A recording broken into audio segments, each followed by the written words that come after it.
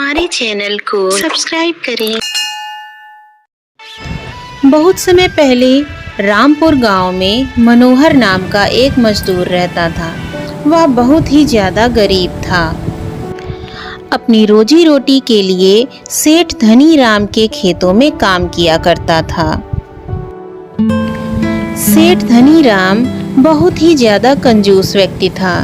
वह मनोहर को उसकी मेहनत के बदले बहुत कम रुपए दिया करता था, जिससे मनोहर बहुत ही मुश्किल से अपने घर का खर्चा चला रहा था। इस बार महीना पूरा होते ही मनोहर सेठ से अपनी तनख्वाह मांगने गया।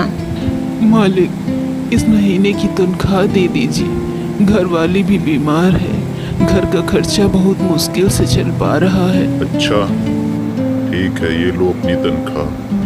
मालिक, ये तो बहुत कम है। अच्छा, काम ही क्या करता है? जितना दे रहा हूँ उतना ही बहुत है, चुपचाप रख ले। मनोहर वहाँ से दुखी होकर चला जाता है। एक दिन मनोहर खेत में कुदाल से खेत खोद रहा था। तभी अचानक कुदाल किसी धातु से टकराई और तेज आवाज आई। आवाज सुनकर मनोहर चकित हो गया। आखिर ऐसा क्या है यहाँ? जरा देखता हूँ। उसने तुरंत उस हिस्से को खोदा तो वहाँ पर एक बड़ा सा बक्सा निकला। अरे, ये क्या है? इतना बड़ा बक्सा। जरा देखता हूँ इसे खोलकर, क्या है इसमें?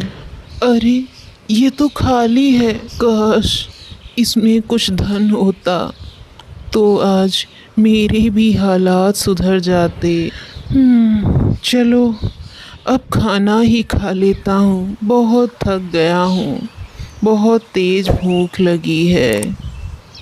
उसने अपनी कुदाल उस बक्से में डाल दी और खाना खाने चला गया।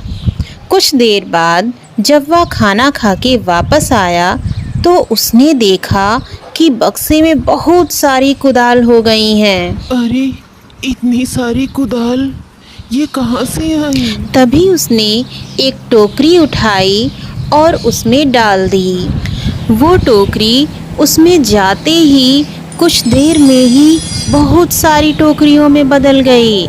यह सब देखकर मनोहर खुश हो गया।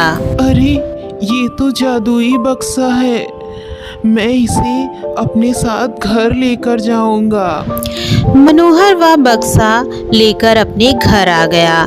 मनोहर हर दिन उस बक्से में कुछ औजार डालता और जब वो ज़्यादा संख्या में हो जाते तो उन्हें बाजार में बेच देता। उसने इस तरह बहुत सारे पैसे कमाए और धीरे धीरे वह अमीर हो गया और उसने सेठ के यहाँ मजदूरी करना छोड़ दिया।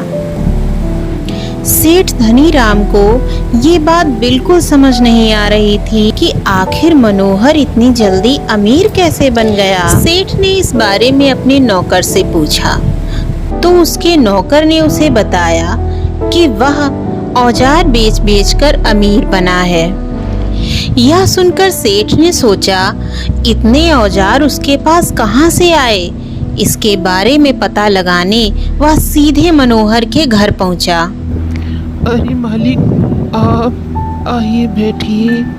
मैं यहाँ बैठने नहीं आया हूँ। मैं जानता हूँ कि तेरे पास इतने औजार नहीं हो सकते हैं जिनको बेचकर तू इतने पैसे कमा रहा है। सीधे सीधे बता, इसके पीछे क्या राज है? मनोहर ने उसे पूरी बात बताई। यह सुनकर सेठ ने उसे बहुत डराया धमकाया और बोला, यह बक्सा मेरे खेत से तुझे मिला है ना, इसलिए यह बक्सा मेरा हुआ। ला इसे मुझे दे। मालिक, इसे मत ले जाइए। मालिक। सेठ वो बक्सा लेकर अपने घर चला आया। सेठ ने मनोहर की तरह ही उसमें धन और गहने डालना शुरू कर दिया और रातों रात अमीर हो गया। एकदम से सेठ के अमीर होने की खबर राजा तक पहुंची। इसका पता लगाने पर राजा को भी जादुई बक्से की जानकारी मिली।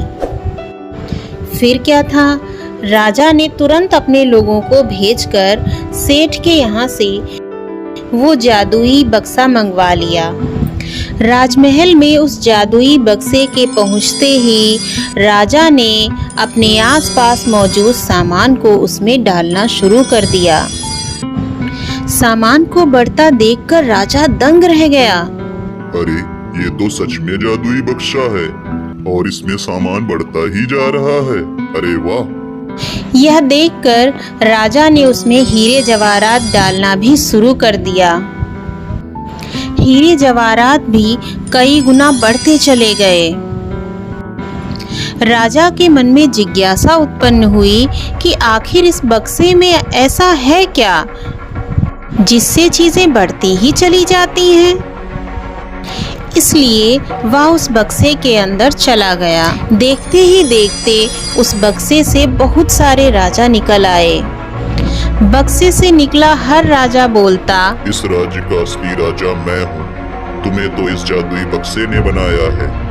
अरे नहीं, असली राजा मैं हूँ और तुझे इस बक्से ने बनाया है। ऐसा कहते कहते सारे राजा आपस में लड़ने लगे और लड़कर मर गए। लड़ाई के दौरान वह जादुई बक्सा भी टूट गया। दोस्तों, इस कहानी से हमें दो सीख मिलती हैं। पहली यह कि मूर्खता का अंत बुरा ही होता है और दूसरी कि हर सामान का इस्तेमाल संभल कर करना चाहिए। किसी भी चीज़ की अति हानिकारक हो सकती है। ऐसी ही अच्छी अच्छी कहानियाँ देखने के लिए हमारे चैनल को लाइक, शेयर एंड सब्सक्राइब करें। धन्यवाद।